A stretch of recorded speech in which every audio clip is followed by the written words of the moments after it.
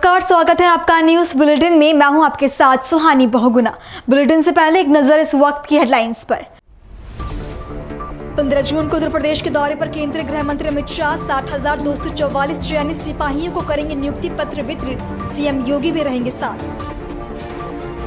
देहरादून के IMA में भव्य passing out parade का किया गया आयोजन। श्रीलंकाई सेना के प्रमुख लेफ्टिनेंट ने ली परेड की सलामी। 451 जेंटलमैन कैडेट हुए पास आउट।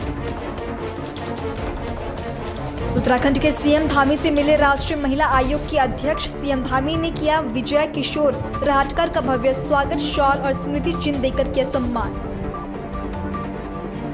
लखनऊ में मंत्री सुरेश कुमार खन्ना ने शहर की सफाई व्यवस्था का किया औचक निरीक्षण। कई वार्डों का भी मंत्री ने किया दौरा। नियमित सफाई सुनिश्चित करने के दिए निर्देश। 15 जून को कैची धाम में लगेगा ऐतिहासिक मेला। ADG law and order B Murugesan ने किया निरीक्षण। व्यवस्थाओं का लिया जायजा, दिए निर्देश। चलिए जानते हैं खबरों को विस्तार में। देहरादून में राष्ट्रीय महिला आयोग की अध्यक्ष विजया किशोर राहटकर ने मुख्यमंत्री आवास में सीएम पुष्कर सिंह धामी से शिष्टाचार भेंट की। इस दौरान सीएम धामी ने विजया किशोर राहटकर का गर्मजोशी से स्वागत किया और उन्हें शॉल स्मृति चिन्ह भेंट कर सम्मानित किया। सीएम से इस मुलाकात के दौरान महिला सशक्तिकरण, बालिकाओं की सुरक्षा, कल्याण से जुड़े मुद्दों पर चर्चा की गई। इस अवसर पर उत्तराखंड राज्य महिला आयोग की अध्यक्ष कुसुम कंटवाल भी मौजूद थी। देहरादून के भारतीय सैन्य अकादमी में भव्य पासिंग आउट परेड का आयोजन किया गया। ये ऐतिहासिक पल था क्योंकि परेड की सलामी इसी के पूर्व कैडेट और वर्तमान में श्रीलंकाई सेना के प्रमुख लेफ्टिनेंट जनरल लासांथा रॉड्रिगो ने ली। इस ऐतिहासिक अवसर पर 451 जेंटलमैन कैडेट पास आउट हुए, जिनमें से 419 भारतीय सेना में कमीशन प्राप्त करेंगे, जबकि 32 कैडेट 9 मित्र देशों की सेनाओं का हिस्सा बनेंगे। परेड का आयोजन अकादमी की ऐतिहासिक चैटवुड भवन के सामने ड्रिल स्क्वाड पर किया गया। इस दौरान सुरक्षा के कड़े इंतजाम किए गए थे। उत्तर प्रदेश पुलिस को 60,244 कांस्टेबल और मिलने जा रही हैं। इनकी तैनाती को लेकर लखनऊ में तैयारी भी शुरू हो गई है। 15 जून को लखनऊ में केंद्रीय गृह मंत्री अमित शाह 60,244 चयनित सिपाहियों को नियुक्ति पत्र देंगे।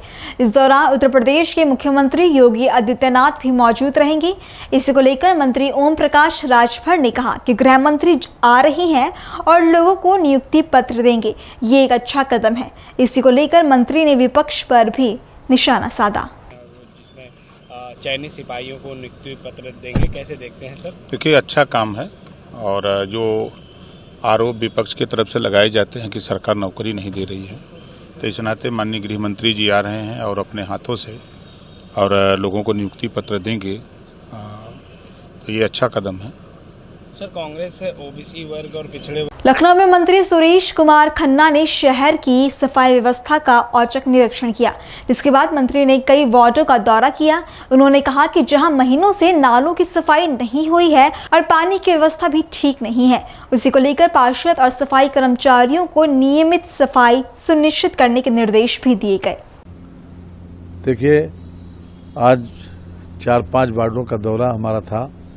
इसमें सबसे पहला दौरा जो था वो अमीनाबाद में जो घंटाघर वाला पार्क बोला जाता है, वो लक्ष्मीबाई पार्क, लक्ष्मीबाई वार्ड का, इसमें सबसे पहला बार हम गए और ख़ास तौर से वहाँ पर लोगों ने अतिक्रमण भी बहुत बड़े पैमाने पर कर रखा है और कूड़ा का तो एक तरीके से डंपिंग ग्राउंड बन गया वो, और रोड को कब्जा करके पूरी तरीके से उसको कूड़ा घर बना दिया गया। ये अपने आप में बहुत दुखद है। अमीनाबाद वो क्षेत्र है जो पूरे देश और दुनिया में अमीनाबाद और हजरतगंज के नाम से लखनऊ जाना जाता है, तो उसकी इतनी बुरी तरीके से दुर्दशा देखकर दुख भी होता है। मैंने निर्देशित भी किया है कि हर हालत में इसको 15 दिन में पूरी तरीके से सफाई हो और उसमें जो इधर से उधर जाने वाली, यानी कि नॉर्थ से साउथ में जाने वाली जो मार्ग है, उसको भी निर्माण का जनहित में बहुत आवश्यक है। यदि मार्ग बन जाएगा तो लगभग 100 मीटर का है, तो 100 मीटर मार्ग अगर बन जाएगा तो वहाँ पर आवागमन भी हो जाएगा। फिर वो कूड़ा घर के बजाय पार्क भी वहाँ डेवलप किया गया है और हर तरह से कई मंदिर भी वहाँ पर लोग वहाँ पर जाते भी हैं, जो श्रद्धालु जाते हैं, लेकिन कूड़े देख कर बेहनता निराशा होती है। पानी की टंकी जो आज से 1.5 साल पहले बन रही थी और आज भी बन रही, जल निगम के खास तौर से हम विशेष रूप से अधिकारियों से उम्मीद करते हैं कि वो इसका संज्ञान लेकर समयबद्ध काम इसको पूरा कराएं, और जब तक ये नहीं होगा तब तक 15 दिन के बाद हम फिर से देखेंगे। और यहाँ पर वृक्षारोपण भी कराने की बात हुई है। हमारे साथ मेयर साहब भी थी और स्थानीय बहुत से लोग आ गए, खासतौर सुनील मिश्रा जी भी थे, जो विशेष रूप से सफाई के बारे में देखते भी हैं, चिंता भी करते हैं। दूसरा वार्ड डालीगंज निराला नगर वार्ड 47, ये खास तौर से यहाँ पर नाली महीनों से साफ नहीं हुई। कूड़ा उठाने वाली गाड़ी कभी कभी आती है, यद्यपि यहाँ पर डोर टू डोर कलेक्शन के लिए वाली गाड़ी तो आती है, लेकिन सफाई व्यवस्था और खासतौर से नालियों की जो सफाई है वो ठीक नहीं है। मैंने इसके अलावा जो पानी की व्यवस्था है वो भी अपने आप में अप टू दी मार्क नहीं है। जितने लेबर बताए गए हैं 90 लोग, अगर उतने लेबर डेली काम करें तो मैं समझता हूं कि कोई समस्या बाढ़ में नहीं होगी। वहां के पार्षद को भी निर्देशित किया गया है और वहां के सफाई के जो इंचार्ज हैं जेडो, उनको भी सख्ती से इस बात के लिए निर्देशित दिया गया है कि रेगुलर सफाई होना चाहिए। इसके बाद अयोध्या दास 2nd वार्ड, जिसके श्री अवधेश त्रिपाठी हैं मेंबर साहब, वहां पर जाना हुआ। वहां पर भी सफाई की व्यवस्था बहुत लचर है, खासतौर से नालियों की सफाई की व्यवस्था। फैजुल्लागंज 2nd वार्ड, जहां पर 75 सफाई कर्मचारी हैं, इसमें भी सफाई की स्थिति बहुत खराब है। नाली चौक हैं, ऐसा लगता है कि काफी दिनों से इसमें झाड़ू नहीं पड़ी।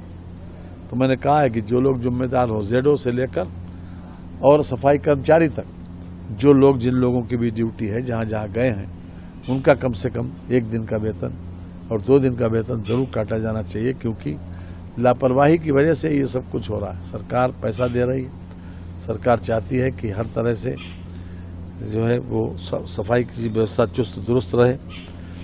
और उसके बाद हम बिना घोषणा के विवेकानंदपुरी वार्ड में गए, जहां पर कॉलोनी में झाड़ू तो नहीं लगी, लेकिन पानी की व्यवस्था भी वहां पर लोग पानी की व्यवस्था के लिए दुरुस्त करने के लिए मांग करते हैं। हर साल 15 जून को लगने वाले विश्व प्रसिद्ध कैची धाम मेले के आयोजन को लेकर सुरक्षा और कानून व्यवस्था के मद्देनजर एडीजी ने धाम पहुंचकर व्यवस्थाओं का निरीक्षण किया। इस दौरान उन्होंने पुलिस अधिकारियों के साथ बैठक कर उन्हें जरूरी दिशा निर्देश भी दिए। बैठक में उन्होंने बताया कि श्रद्धालुओं की सुरक्षा और भीड़ नियंत्रण के लिए ड्रोन समीकरण की जाएगी। खटीमा में खनन माफियाओं के हौसले लगातार बुलंद होते जा रही हैं। इतना ही नहीं, खनन माफिया बिना किसी प्रशासन के डर से अवैध कामों का अंजाम दे रहे हैं। दरअसल खनन माफियाओं ने बिना खेत स्वामी की अनुमति के उपजाऊ भूमि को खोदकर मिट्टी बेचने का काम किया। इतना ही नहीं, खेत मालिक को भी लगातार माफिया धमकाते हुए नजर आ रही हैं। खेत स्वामी ने कहा कि मेरे खेत में 2 जेसीबी से मिट्टी खनन का कार्य चल रहा था और जब मैं वहां पर पहुंचा तो मुझे धमकाने लगे। फिलहाल सोचने वाली बात यह है कि इन माफियाओं के खिलाफ कब कार्रवाई होगी। मुझे पता नहीं सर, बगैर परमिशन से मेरे खेत में से सर मिट्टी उठ गई। जब मैं गया वहाँ जाके, तब जयपाल सर का ट्रैक्टर चल रहा था, गाँव का है उसका। मैंने कहा भाई बगैर परमिशन से क्यों उठा रहे? कि परमिशन तो मैंने कहा दिखाइए। जब तक फिर जब उनसे बोला तब चलेगा सर वो। तुमने मैंने परमिशन दिखाई, उनसे रोक रहा था। मैंने कहा रोकिए, वो तो एकदम डंपर चला रहे थे सर, भर रहे थे ट्रॉली और उसमें जिसमें सर कितने जेसीबी थे? 2 जीसीबी और 3 डंपर खड़े थे और 2 चले गए थे सर। 2 ट्रैक्टर थे, एक ट्रैक्टर खड़ा है जयपाल का गांव का और एक ट्रैक्टर का मुझे पता नहीं किसका चल रहा है। मुझे पता नहीं किसका परमिशन किसका नहीं सर। जो मौके पे मैंने देखा है जयपाल का ट्रैक्टर चल रहा था सर। बोला एसडीएम साहब ने कहा कि कोतवाली में जाइए। मुझे क्या सर, मेरा खेत बराबर हो गया मुझे, और उससे क्या सर। आपका नाम? रामेश्वर सिंह सर। साइबर अपराधियों के खिलाफ कार्रवाई करते हुए पौड़ी पुलिस ने 28 साइबर ठगों को गिरफ्तार किया। पुलिस ने साइबर अपराधियों के गिरफ्त में आए पीड़ितों को 1 करोड़ रुपए की धनराशि भी वापस की। पुलिस ने ओटीपी मांगकर साइबर धोखाधड़ी करने वाले शातिर अपराधी को बुलंदशहर से गिरफ्तार किया। धोखाधड़ी के विरुद्ध निरंतर कार्रवाई करते हुए जनपद पौड़ी गढ़वाल पुलिस टीम के द्वारा अभियुक्तों की गिरफ्तारियां की जा रही हैं। एक अन्य साइबर अभियुक्त की गिरफ्तारी हमारी टीम्स के द्वारा बुलंदशहर उत्तर प्रदेश से की गई है।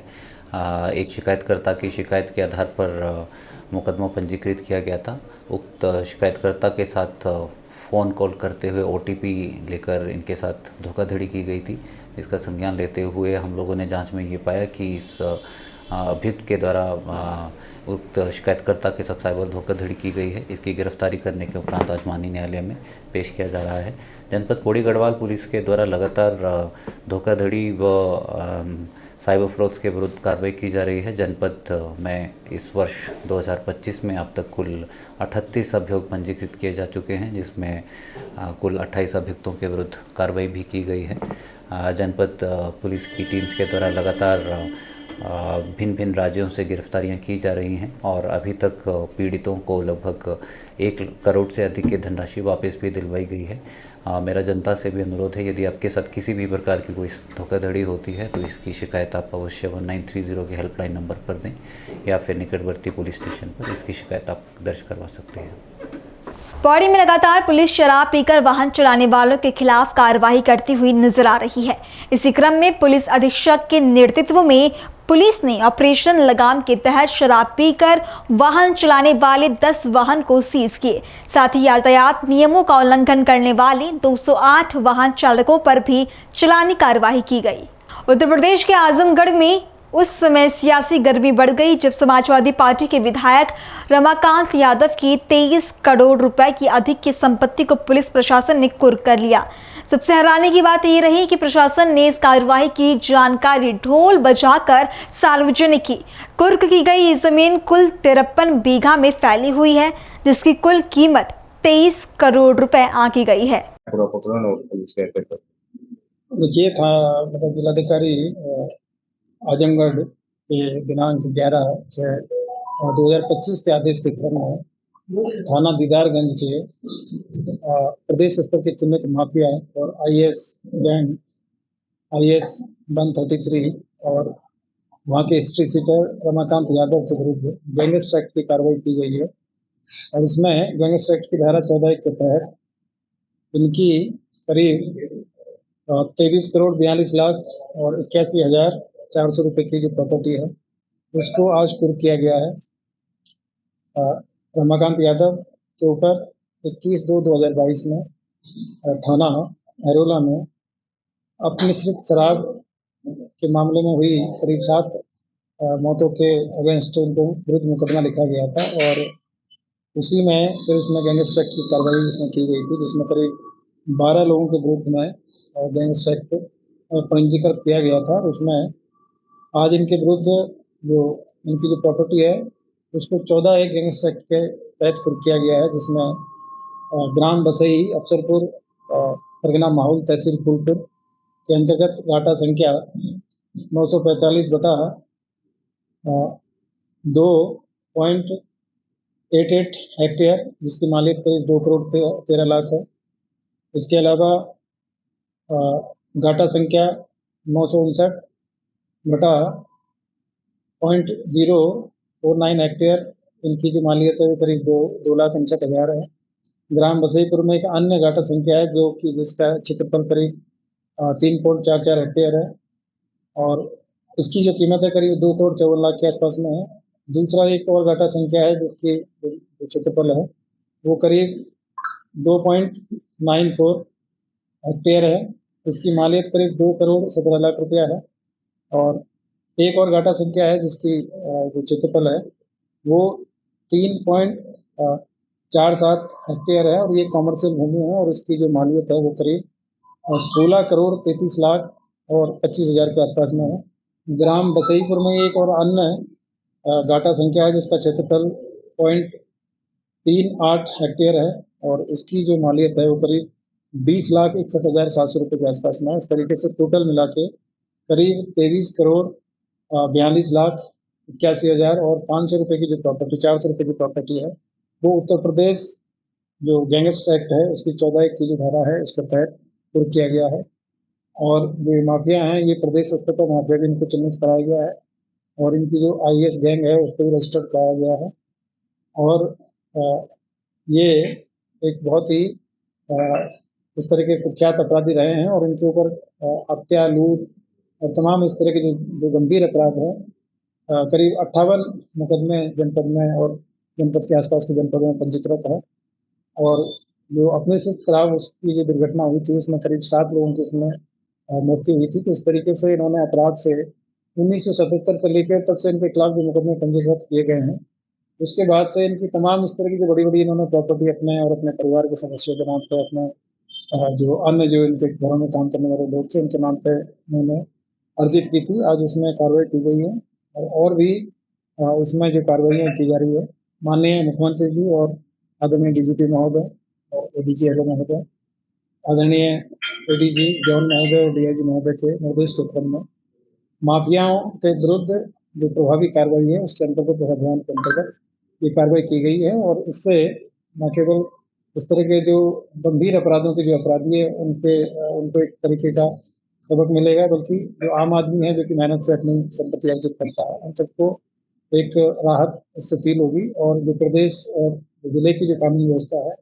उसमें भी सुधार होगा, क्योंकि ये जो जनपद है इसमें इस तरह की जो गतिविधियाँ पहले बहुत होती रही थी और जो माफिया यहाँ पे लोगों को अक्सर परेशान करते रहते थे। तो इस तरह के लोग हैं जिन्होंने कि बरसों से इस तरह की जो संपत्तियाँ इकट्ठी की थी अपराध के माध्यम से उसको कुर्क किया गया है और आगे इनके जो मुकदमे हैं उनमें और पैरवी करके इनको आगे की सजा इसमें भी दिलाई जाएगी। और वर्तमान में जो माफिया हैं वो फतेहगढ़ जेल में निरुद्ध हैं और उनके खिलाफ तमाम अन्य आपराधिक मुकदमे हैं उनकी पैरवी इसमें की जाएगी। सर अपनी कोई संपत्ति को किस प्रकार कर नजर रखी जाएगी? जी जो संपत्ति है वो आदरणीय जिलाधिकारी महोदय के जो आदेश के तहत इसको कुर्क किया गया है और इसके लिए जो लोकल मजिस्ट्रेट है उनको इनका जो रक्षक नियुक्त किया गया है। और लोकल जो थाना है वो इनकी जो प्रॉपर्टी है इन सब प्रॉपर्टी को उनकी देख रेख में इन प्रॉपर्टी का रखरखाव करेगा और जैसे ही इसमें आगे की जो कार्रवाई होगी वो राज्य के पक्ष में इसमें आगे की जो विधिक प्रक्रिया के अनुसार इनका विस्फोटन किया जाएगा। गोंडा में पुलिस अधीक्षक विनीत जायसवाल ने परेड ग्राउंड में आयोजित साप्ताहिक शुक्रवार परेड की सलामी ली और परेड का निरीक्षण किया। निरीक्षण के दौरान एसपी ने परेड में सम्मिलित पुलिस बल के जवानों की टर्न आउट, ड्रेसिंग सेंस, शारीरिक संतुलन, कतारबंदी, ड्रिल अभ्यास का गहनता से अवलोकन करते हुए आवश्यक दिशा निर्देश दिए। उत्तर प्रदेश के गोंडा में शिवालय मंदिर के पुजारी ने पूर्व छात्र संघ के अध्यक्ष उमेश शुक्ला पर मंदिर की भूमि पर अवैध तरीके से कब्जा करने का आरोप लगाया है। मंदिर के पुजारी ने बताया कि उमेश शुक्ला और उसके कुछ साथियों ने मंदिर की जमीन पर खनन की कोशिश की और जब विरोध किया गया तो उमेश शुक्ला ने जान से मारने की धमकी देते हुए गाली गलौज शुरू कर दी। मंदिर समिति ने इन भू माफियाओं पर रोक लगाने की मांग करते हुए जिलाधिकारी के आवास के सामने आत्मदाह करने की चेतावनी दी है। हमारा नाम पवन कुमार शुक्ला है, पंतनगर मोहल्ला के निवासी हैं। पंचमुखी शंकर जी का एक शिवाला है जी।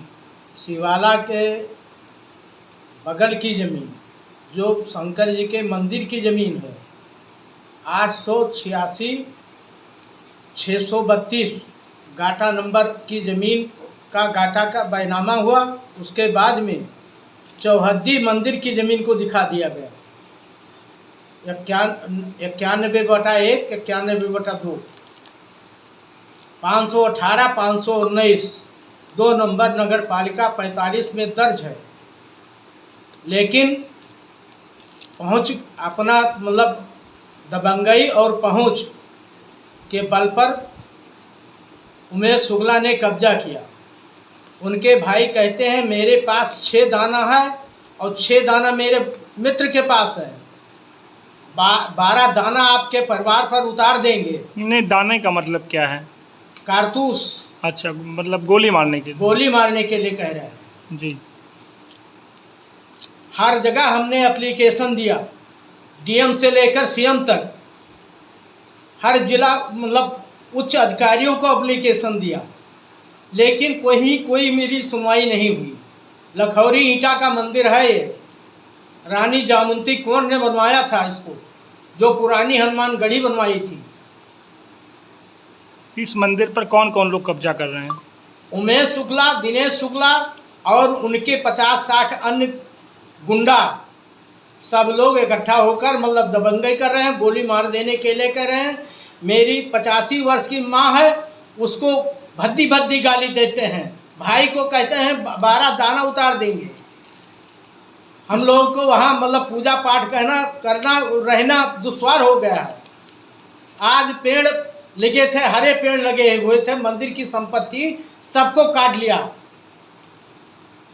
इस पूरे मामले पर क्या आपने कहीं कोई शिकायती पत्र दिया है? हर जगह शिकायती, डीएम साहब को हमने 3 बार शिकायती पत्र दिया, कमिश्नर साहब को दिया, डीआईजी साहब को दिया, एसपी साहब को दिया, सीओ सिटी के यहाँ दिया, सिटी मजिस्ट्रेट को दिया। कोई अभी तक आपकी संतोषजनक कार्रवाई नहीं हुई? कोई संतोषजनक कार्रवाई नहीं हुई और सब मतलब ऐसा है, मनमानी की रिपोर्ट लगाकर प्रशासन शासन को भेज देते हैं और शासन चुपचाप बैठा मुंह पर दर्शक बना देख रहा। अगल बगल के सारे लोग मंदिर के प्रति आस्था रखते हैं और मरनी करनी मतलब दाह संस्कार के बाद में जितने प्रोग्राम होते हैं, ब्रह्मभोज और उसके बाद में शुद्ध और सब प्रोग्राम यहीं पर होता है। स्नाना घर बना था, उसको भी कब्जा कर लिया इन्होंने, उसमें लोहे का गेट लगा दिया, मंदिर की जमीन कब्जा कर लिया, स्नाना घर कब्जा कर लिया। सब पूरे लोगों का आस्था का प्रतीक था, उसको समाप्त कर दिए। भूमाफियों की नज़र इस जमीन पर काफ़ी दिनों से टिकी थी, वो आज मतलब इस कगार पर पहुंच गई है कि वहाँ कोई पूजा करना नहीं आना चाहता है। क्या चाहते हैं? हम शासन से यही चाहते हैं कि उचित मतलब न्याय हो और उचित कार्रवाई के साथ इसको मतलब ऐसा भूमाफियाओं से मुक्त कराया जाए। जैसा कि अगर नहीं कराया गया तो हम पूरे परिवार आत्मदाह डीएम साहब के बंगले के सामने करेंगे। जैसा कि आपने पूरे में बताया कि मामले का इस पूरी जमीन का प्रकरण न्यायालय में विचाराधीन चल रहा है। न्यायालय में विचाराधीन चल रहा है। उसके बाद आप कह रहे हैं बैनामा भी हो गया, तो ये कैसे संभव है? हाँ, 8 से बैनामा मुकदमा चल रहा है, न्यायालय में विचाराधीन है और 20 में बैनामा लेते हैं उमेश शुक्ला। मुकदमा कब से चल रहा है? 2008 से चल रहा है, न्यायालय में विचाराधीन है। तो ये कैसे संभव है कि विचाराधीन होने के बाद भी मतलब दाखिल खारिज हो जा रहा है या ज़मीन बिक जा रही है? दाखिल खारिज होता है, मुकदमा के दौरान बैनामा होता है, 2020 में बैनामा हुआ है जी। और इस खबर के साथ ये बुलेटिन नहीं समाप्त होता है। देश और दुनिया की बाकी तमाम खबरों के लिए बने रहें पल्स 24 न्यूज़ के साथ। नमस्कार।